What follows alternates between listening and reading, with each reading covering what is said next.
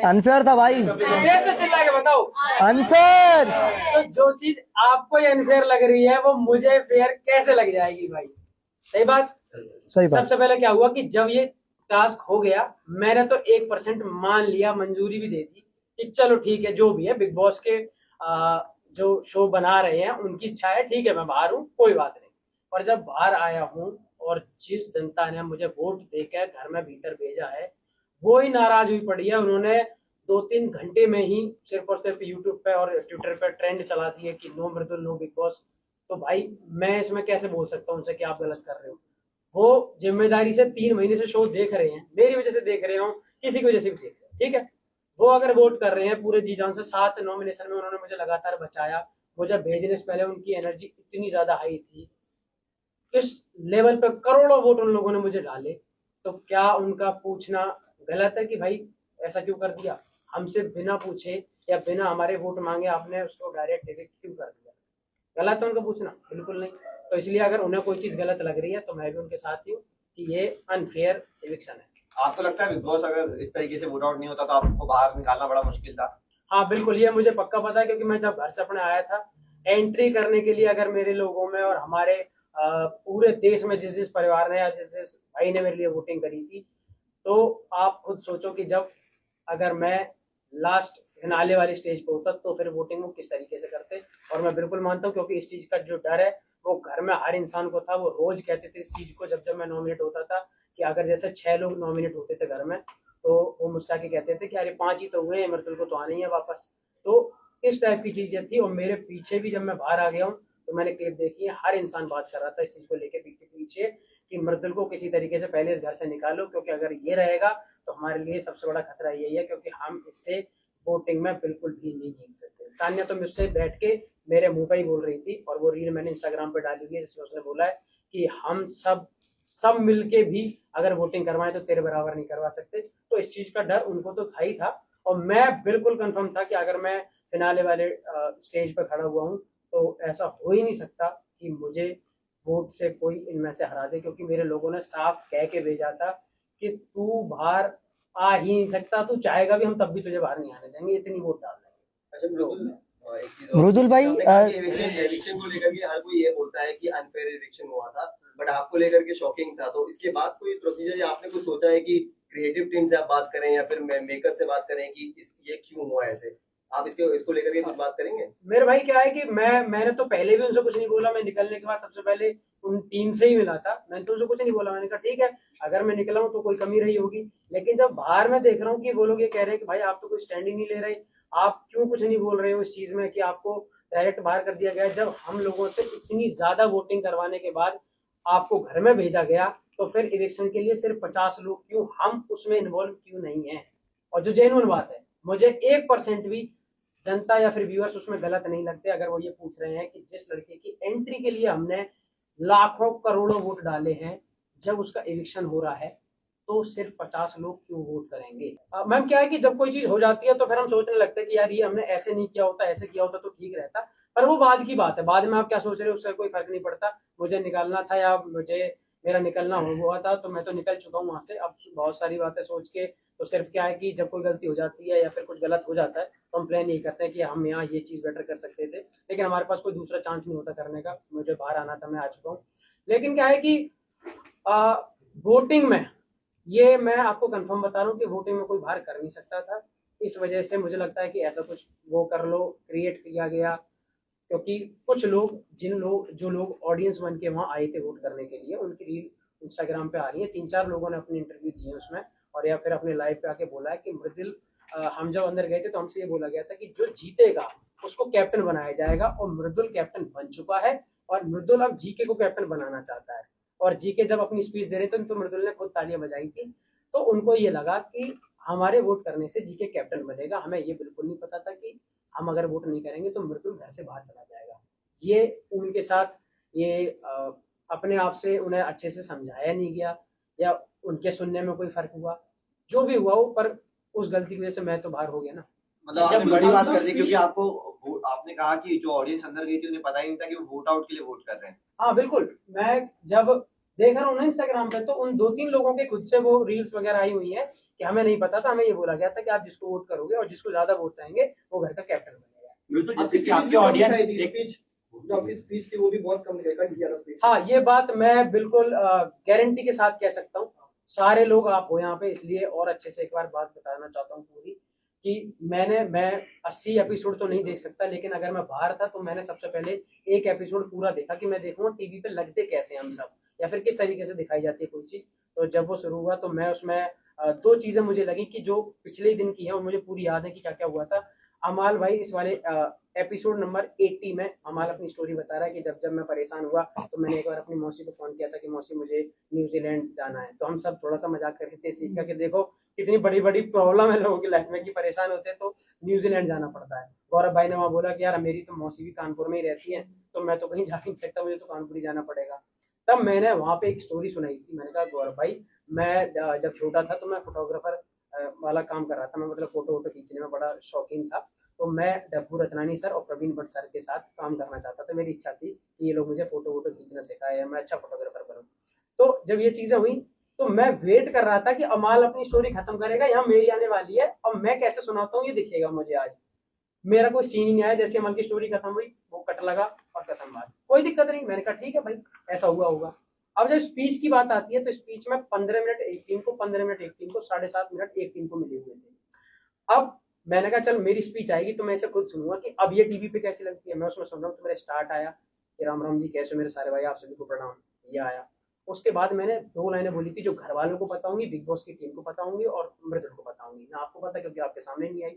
मैंने उसमें ये बोला हुआ था कि यूपी, दिल्ली, हरियाणा, मध्य प्रदेश और राजस्थान, जहाँ के लोगों ने मुझे एकदम परिवार के बेटे समझ के इतने सारे वोट डाले हैं, मैं उनके लिए ट्रॉफी जीत कर ले जाना चाहता हूँ और उनका नाम रोशन करना चाहता हूँ और उनकी उम्मीदों पर खरा उतरना चाहता हूँ। तो आप लोग भी मुझे बहुत ज्यादा वोट देना और मैं चाहूंगा कि मैं इस घर में रहूं और जीत कर जाऊं।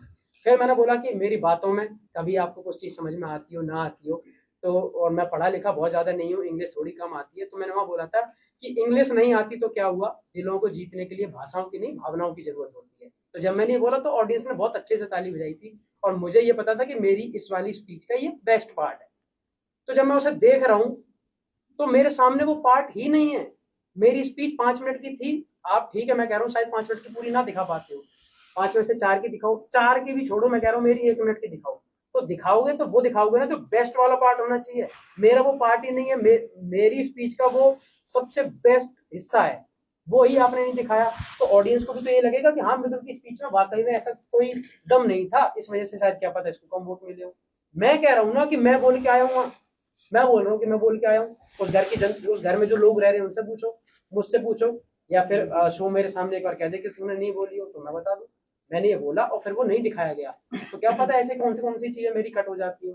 फिर जब मैं बाहर हुआ हूँ और मृदुल को जिस घर में पूरा डर यही बना रहता है कि मृदुल को वोट बहुत आते हैं, उसको तब ये सुनाया जा रहा हो कि मृदुल को 4 वोट आए हैं, तो मुझे ही कैसा लगेगा और मेरी जनता को क्या हंसी आएगी कि भाई वाह मृदुल को 4 वोट आए, तो कैसा लगेगा आप बताओ। इसलिए वो सब परेशान हुए, नाराज हुए, उन्होंने बोला कि अनफेयर इलेक्शन, क्योंकि आप किसी लड़के की एंट्री के लिए जो 19 सीजन में पहली बार ऐसा हुआ कि किसी को एंट्री करने के लिए वोटिंग देनी पड़ी, हुआ पहली बार।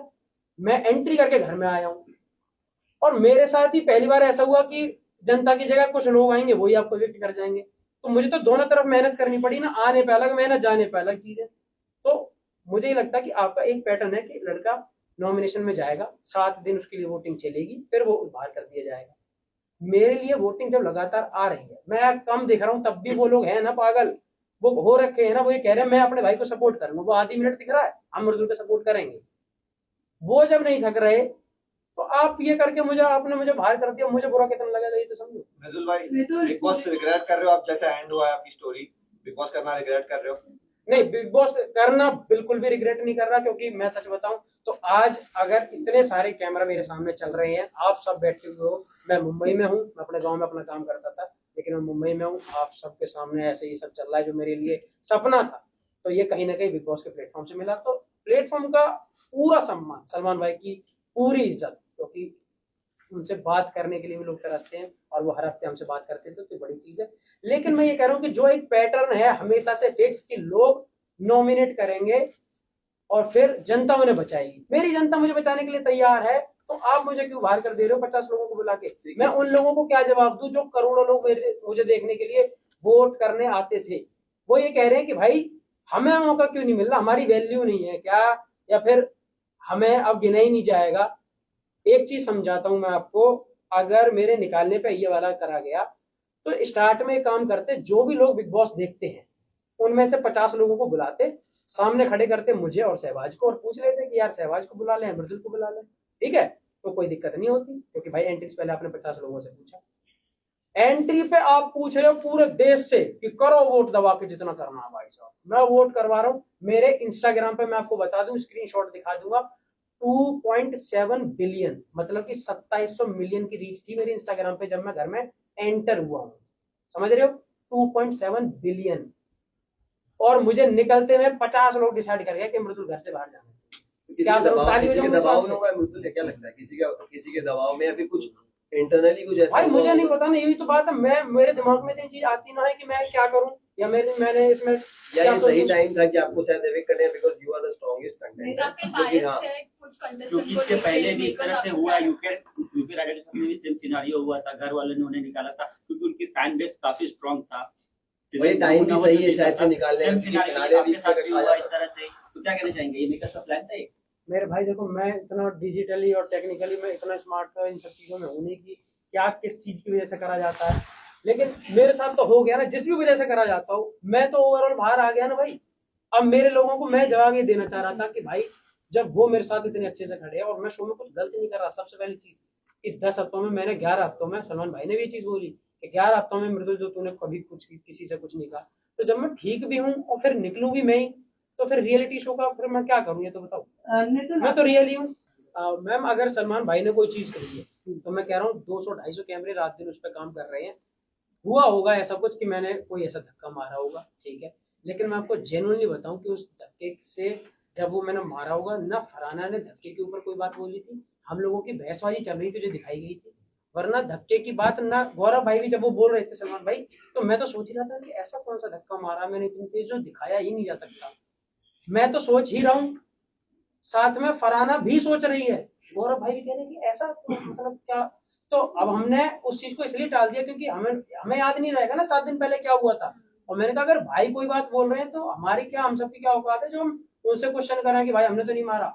हम सब शांत हो गए कि भाई गलती से कुछ लगा होगा, मैंने माफी मांग ली, मुझसे बोला गया, मैं गया हूँ, अगर आपको वो क्लिप दिखाई गई हो वीकेंड का वॉर, जैसे हाफ शूट हुआ मैं तुरंत बाहर गया, मैंने कहा फरहाना यार सॉरी अगर मैं तुझसे कभी कुछ गंदा बोल रहा हूँ, तो क्या है कि आप इतना ज्यादा पोक करती हो कि आदमी रुक ही नहीं सकता, इसलिए मैं बोल देता हूँ, बाकी यार माफी चाहूंगा। और सलमान भाई मुझसे कह रहे हैं उनकी बात टालूं, ये तो बिल्कुल नहीं हो सकता, तो मैंने कहा मैं आपसे माफी मांगना चाहता हूँ, नहीं सुन ली, मैंने कहा ठीक है मैंने अपनी तरफ से कर दी, आप करो ना करो, तो इसलिए मैं बोल के भी आया, पर वो चीज मुझे नहीं पता कि ऐसा कौन सा मैंने वो धक्का मारा या क्या चीज हो, ऐसा बिल्कुल भी नहीं था। अच्छा, आप लास्ट जर्नी में ये नहीं, बोला गया था नहीं, कि गौरव ने आपको अंडर शेडो रखा था, एंड फरहाना भी अब ये बात कह रही है कि गौरव इतना क्यों कर रहा है, अगर इतना ही था तो मृदुल को अंडर शेडो क्यों रखा था?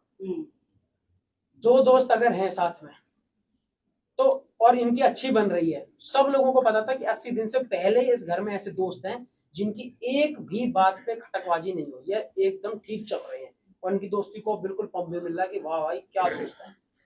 तो दूसरे लोग जो और हैं, वो घर सबसे पहले तो घर वो बुराइयों का घर है, उस घर में जो रहना है वो कोई आप अपने माँ बाप भाई बहन या दोस्तों के साथ में नहीं रह रहे जो आपके लिए प्यार की बातें करेंगे, वो घर ऐसा है कि दूसरे को गलत सिद्ध कर दो और पोकबाजी करो जिससे ये डिस्टर्ब हो और गलत गलत चीजें करें।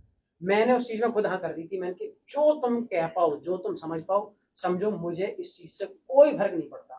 अगर एक बड़े भाई का सम्मान छोटा भाई कर रहा है और दूसरे 4 लोग अगर ये कहेंगे अपने भाई के पीछे लगा रहता है, अपने भाई के ज्यादा वो करता है, चेला, मैं कह रहा हूँ चेला बोले, उस चीज को भी मैं सम्मान में लूंगा कि ठीक है, हाँ गर्व है मुझे कि मैं किसी का कम से कम इतना अच्छा लोग भाई तो हूँ कि कम से कम दूसरे लोग चिढ़ रहे हैं, और मैं कह रहा हूँ मेरे अलावा हर भाई को अपने बड़े भाई की इतनी ही इज्जत करनी चाहिए कि दूसरे लोग देख के जलें, ठीक है। उसने बोला, और मैं तुम्हें एक चीज बताऊं, कभी कभी क्या होता है कि आप कोई चीज बोल रहे हो, ठीक है, अब मैं आपके हम कोई किसी के दिमाग में नहीं घुस सकते कि वो उस चीज को सच में मानती है या फिर ऊपर ऊपर से सिर्फ शब्दों में बोल रही है। अगर उसे बाद में भी ऐसा लग रहा है तो क्या पता, हो सकता है कि उसके मन में ऐसा हो, वो मेरे बारे में अच्छा सोचती है, लेकिन वो मुझे हमेशा क्यों नहीं लगा, क्योंकि मुझे शब्दों में तो वो चीज दिखाई दी क्लियर, लेकिन कभी भी रिस्पॉन्स और सपोर्ट करने की जब जगह आई, मैं अगर आप सबसे ये बोलता हूँ कि यार मैं आपको बहुत आगे बढ़ते हुए देखना चाहता हूँ, तो ये मैंने बोल दिया ठीक है, लेकिन कभी आपको जरूरत पड़े तो मुझे आपका साथ भी देने की जरूरत हो तो इसका मतलब मैं आपको सपोर्ट करता हूँ। सपोर्ट करने की जब बात आती है तो आप बिल्कुल मुझे नॉमिनेट भी कर देती हो, मेरे बारे में टास्क में उल्टा बोल देती हो, और इधर आप मुझे कहती हो कि मैं आपको आगे बढ़ते देखना चाहती हूँ। तो वो चीज मुझे कभी ज्यादा फील नहीं हुई। हो सकता है कि वो वाकई में अच्छा सोचती हूँ, पर वो चीज मुझे कभी जेन्युइनली फील नहीं हुई कि उन्होंने मुझे आज तक भी कैप्टनसी में कभी मुझे एक वोट दिया हो, नॉमिनेशन से बचा लिया हो, या मेरी तारीफें कहीं खुल के कर दी हो कि अरे नहीं सलमान भाई मैं छोटा भाई मानती हूँ। ऐसी चीजें नहीं मिली। बस मुझे कभी समझाने के लिए 5 मिनट उन्होंने समझाया तो मुझे वो जेन्युइन फील नहीं आई। बाकी मैम उन्होंने सिर्फ मुझे नहीं, घर में अगर 17 लोग उनके अलावा रहे होंगे तो 17 से 17 की एक बार तो लड़ाई हुई होगी। फरहाना वो है जिसकी वजह से जी के तक भी अपना वो खो दे, आपा खो दे और चिल्लाने लगे, उस तरीके से फरहाना वो कर लेती है। तो मैं तो कभी कभी उसने जब बहुत ज्यादा छेड़ा या बहुत कुछ बोला तो मैंने उससे कभी रिवर्ट में बोल दिया। बाकी रही बात जब मैं निकल रहा था वहां से, तो मुझे ये था कि मैं इस घर से, बिग बॉस के घर से सिर्फ अच्छाइयां लेके जाना चाह रहा हूँ। मैं मुंबई पहली बार आया, इतने बड़े सेट पे लोगों के साथ काम किया, तो मैं ये सोच रहा था कि मैं यहाँ से जाऊं तो मैं इस घर से अच्छाइयां लेके जाऊं, बुराइयां जो है वो इस घर की इसी घर में खत्म करूं।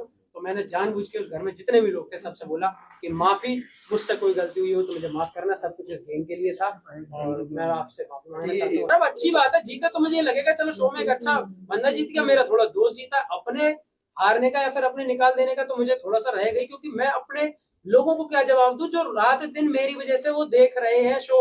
वो ये कह रहे थे भाई हम तेरी एक झलक दिखती थी पर हम 24/7 टीवी पे लगा के बैठे हैं रिचार्ज करवा के कि मृदुल कुछ बोलेगा कहीं दिखेगा, हम उसमें भी राजी हैं। सोचो, एक चीज समझो, 80 दिन बाद भी मेरे लोगों ने हिम्मत नहीं आ रही। सबसे बड़ी बात, मैं गया हूं, मैं उन्हें दिखा नहीं शो में, मैं उन्हें बहुत ज्यादा एक्टिव नहीं दिख रहा हूँ, तब भी 80 दिन बाद वो आज इस तरीके से खड़े हैं कि पहले दिन जो रिजल्ट था आज वो मुझे उससे 5 गुना ज्यादा प्यार कर रहे हैं कि तू जैसा भी रहा तू बिल्कुल वैसा रहा जैसा हमने तुझे आज पिछले 5 सालों में देखा है। टॉप, मैं ना टॉप 5 देखता, ना टॉप 4 देखता, ना टॉप 3, ना टॉप 2, ना टॉप 1। मैं देखता हूँ सीधा विनर, और वो मैं आप चाहूंगा कि मेरा एक भाई है उस घर में, गौरव खन्ना जी के। अब अगर सबने यही बोल दिया ना अपने भाई को सपोर्ट करता है, खुला सपोर्टर, मैं कह रहा हूँ गौरव भाई जीते, मुझे बड़ी खुशी होगी और भगवान उन्हें उस शो का विनर बना देगा। तान्या के बारे में रिसर्च की बात जो आप कर रहे हो, रिसर्च क्यों करूंगा मैं? क्या नासा है क्या कि जिसके ऊपर मैं रिसर्च करूंगा? अच्छा, आपके घर में सबसे फेक कौन है? तो तान्या के बारे में मैं कोई रिसर्च करके नहीं गया था। हमारी तरफ हर जगह का एक एरिया का जोनर होता है जहाँ जहाँ किसी लोगों की रील चलने लगती है। हमारी फीड में कभी कभी आ जाती थी बकलावा को लेते, तो हम बकलावा को और सबके पास ही कहीं ना कहीं बकलावा लेके ही वो फेमस हुई है, तो वो बकलावा की रील आती रहती थी तो हम देखते थे उन्हें। तो मैं जब घर में गया तो वो मुझे दिखी, मैंने कहा हाय बकलावा, तो मैंने ऐसे स्टार्ट किया था। उसके बाद मुझे कभी कभी दिखी वो, तो मैंने कभी जैसे कोई और चीज सुनने में आगे जब जा रहा था तो सबके नाम पहले से वायरल हो गए थे कि ये लोग आ रहे हैं, तो चीजें आती रहती थी। कोई बोला कि मेरी एक दोस्त है वो जा रही है, उसका ये तो ऐसी कुछ चीजें थी।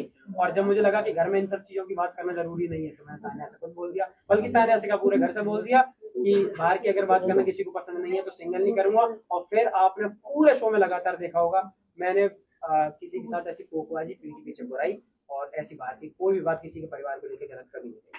अब ये मुझसे अभी पिछले कुछ दिनों में पूछती है कि मतलब तू बता मैं स्पिरिचुअल हूँ कि नहीं। मैंने कि अब तो मेरी आधी बात मेरी बाहर की मानती हूँ, आधी नहीं मानती हूँ, ये सुविधा अनुसार कैसे कर लेती है आप ये काम? ठीक है, तो मैंने कहा कि बाहर तो मैंने, अब मैं एक नई बात बता देता हूँ, बाहर मैंने ये भी सुना है कि आप अपने इंस्टाग्राम से बहुत कुछ हाइड करके आई हो। मैंने कहा ये बात आप बिल्कुल नहीं मानोगी, अच्छी बातें मान लेती हो, गलत बात नहीं मानती हो। तो मैंने कहा अब मैं आपके बारे में इस टॉपिक पर बात नहीं करना चाहता और आप मेरी बात मान ही मत। अच्छा, हाइड करके